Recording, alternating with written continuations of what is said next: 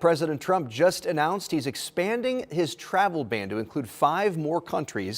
የአሜሪካው ፕሬዝዳንት ዶናልድ ትራምፕ ዳግም ወደ ስልጣን ከመጡ ጀምሮ በተለያዩ ምክንያቶች አገራት ላይ የጉዞ እገዳ ውሳኔን እያሳለፉ መሆናቸው ይታወቃል። የጉዞ እገዳ ተደርጎባቸው የነበሩ አገራት 19 ደርሰው የነበረ ሲሆን የአሜሪካው ፕሬዝዳንት ዶናልድ ትራምፕ ማክሰኞ የጉዞ እግድ የተደረገባቸው አገራትን ቁጥር ወደ 39 ያደርሰዋል ሲሉ የዓለም መገናኛ ብዙሃን ዘግበዋል። ፕሬዝዳንት ዶናልድ ትራምፕ ማክሰኞ ዕለት ሙሉ ወይም በከፊል የጉዞ ገደቦች ተጥሎባቸዋል ያሏቸውን አገራት ዝርዝር ወደ 39 ከፍ የሚያደርገውን አዋጅ መፈረማቸውም ተዘግቧል። ዋይት ሀውስ ከቀድሞ የ19 ሀገሮች ዝርዝር ጋር ሲነጻጸር በአሁኑ ከፍተኛ ቁጥር ያላቸው ሀገራት ገደብ ተጥሎባቸዋልም ብለዋል። በፕሬዝዳንት ዶናልድ ትራምፕ የተፈረመው አዋጅ 7 አዳዲስ ሀገሮችን ወደ ሙሉ በሙሉ የጉዞ እገዳ ዝርዝር ውስጥ የከተተ ሲሆን እነርሱም ላኦስ፣ ሴራሊዮን፣ ቡርኪና ፋሶ፣ ማሊ፣ ኒጀር፣ ደቡብ ሱዳንና ሶሪያ ናቸው። ላኦስና ሴራሊዮን ከዚህ በፊትም በነበረው እግድ ላይ በከፊል ገደቦች ተጥሎባቸው የነበሩ ሲሆን በአሁኑ ግን ወደ አሜሪካ መግባት እንዳይችሉ ሙሉ በሙሉ እግድ የተጣለባቸው ሀገራት እንደሆኑም ተገልጿል።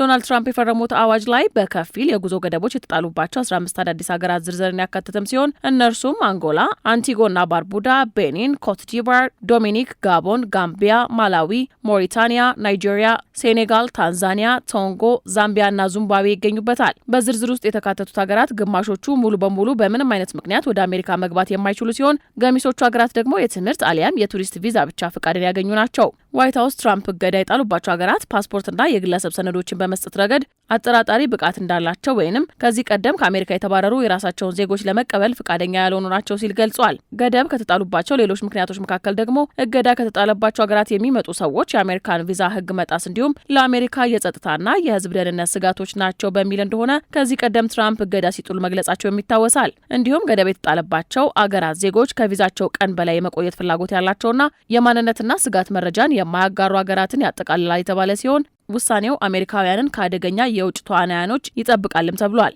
ሲኤንኤን በዚህ ወር ቀደም ብሎ ባወጣው መረጃ የአሜሪካ የሀገር ውስጥ ደህንነት ጸሐፊ ክሪስቲና ኤም የትራምፕ አስተዳደር የጉዞ ገደብ የተደረገባቸውን ሀገራት ቁጥር ከ19 ወደ ከ30 እስከ 32 እንዲያደርሱት ሀሳብ ማቅረባቸውን ገልጾ የነበረ ሲሆን የትራምፕ አስተዳደርም ማክሰኞ የጉዞ እገዳ ያደረገባቸው ሀገራትን ቁጥር 39 ስለማድረሱ አሳውቋል። ዋይት ሀውስ በጉዞ እግዱ የተዘረዘሩት ሀገራት በማጣራት ሂደት ውስጥ በምርመራና በመረጃ ማጋራት ላይ ከባድ ጉለቶችን ያሳዩ ስለመሆናቸው ጠቁሟል። በዶናልድ ትራምፕ የተፈረመው የማክሰኞ አዋጅ የፍልስጤም ባለስልጣናት የሰጧቸውን የጉዞ ሰነዶች በያዙ ግለሰቦች ላይም የጉዞ ገደቦችን ተግባራዊ እንደሚያደርግ ተገልጸዋል። የስደተኛ ያልሆነ ቪዛን የያዙ አሜሪካ የፈቀደችላቸውን የቱርክሜኒስታን ዜጎች እገዳ በአዲሱ አዋጅ የተነሳ ሲሆን ሆኖም እስካሁን የቱርክሜኒስታናውያን ዜጎች ወደ አሜሪካ የመግባት ጊዜው የክልከላው እንደቀጠለ መሆኑም ተዘግቧል። አዋጁ ለህጋዊ ቋሚ ነዋሪዎች፣ ለነባር ቪዛ ባለቤቶች፣ ለተወሰኑ የቪዛ ምድቦችና መግቢያቸው ለአሜሪካ ብሔራዊ ጥቅም የሚያገለግሉ ግለሰቦችን ልዩ ሁኔታዎችን እንደሚያስቀምጥም ተጠቁሟል። ዶናልድ ትራምፕ እገዳ ያደረጉባቸውን ሀገራት ቁጥር ለማብዛት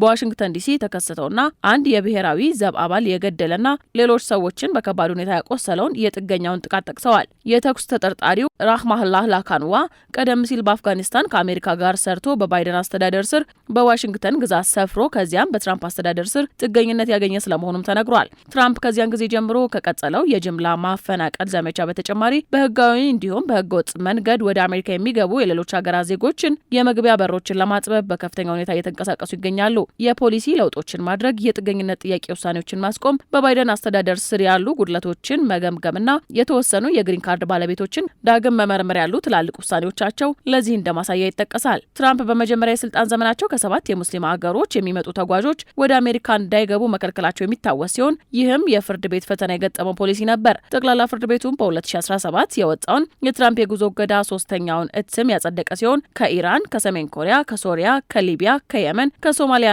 ከቬንዙዌላ በተለያዩ ደረጃዎች ወደ አሜሪካ መግባትን የሚከለክል ነበር። ከዛም የቀድሞው የአሜሪካ ፕሬዝዳንት ጆ ባይደን በ2021 ስልጣን ሲይዙ ፖሊሲውን ሰርዘውት እንደነበርም ይታወቃል። በትራምፕ የተስፋፋው የጉዞ ገደቦች 39 ሀገራት በሙሉ ወይም በከፊል ገደቦች የተጣሉባቸው ሲሆን የሀገራቱ ዝርዝርም አፍጋኒስታን፣ በርማ፣ ቻድ፣ የኮንጎ ሪፐብሊክ፣ ኢኳቶሪያል ጊኒ፣ ኤርትራ፣ ሄይቲ፣ ኢራን፣ ሊቢያ፣ ሶማሊያ፣ ሱዳን፣ የመን፣ ብሩንዲ፣ ኩባ፣ ላኦስ፣ ሴራሊዮን፣ ቶጎ፣ ቱርክሜኒስታን፣ ቬንዙዌላ፣ ቡርኪና ፋሶ፣ ማሊ፣ ኒጀር፣ ደቡብ ሱዳን፣ ሶሪያ፣ አንጎላ፣ አንቲጎና ባርቡዳ፣ ቤኒን፣ ኮትዲቫር፣ ዶሚኒክ፣ ጋቦን፣ ጋምቢያ፣ ማላዊ፣ ሞሪታኒያ፣ ናይጄሪያ፣ ሴኔጋል፣ ታንዛኒያ፣ ቶንጎ፣ ዛምቢያ እና ዚምባብዌ መሆናቸው ተዘግቧል። የትራምፕ በሀገራት ላይ የሚጥሉት የጉዞ ገደብ በዚሁ ያበቃል ወይንስ ቀጣይነት ይኖረዋል ስለሚለው ጉዳይ የወጣ ግልጽ መረጃ የለም።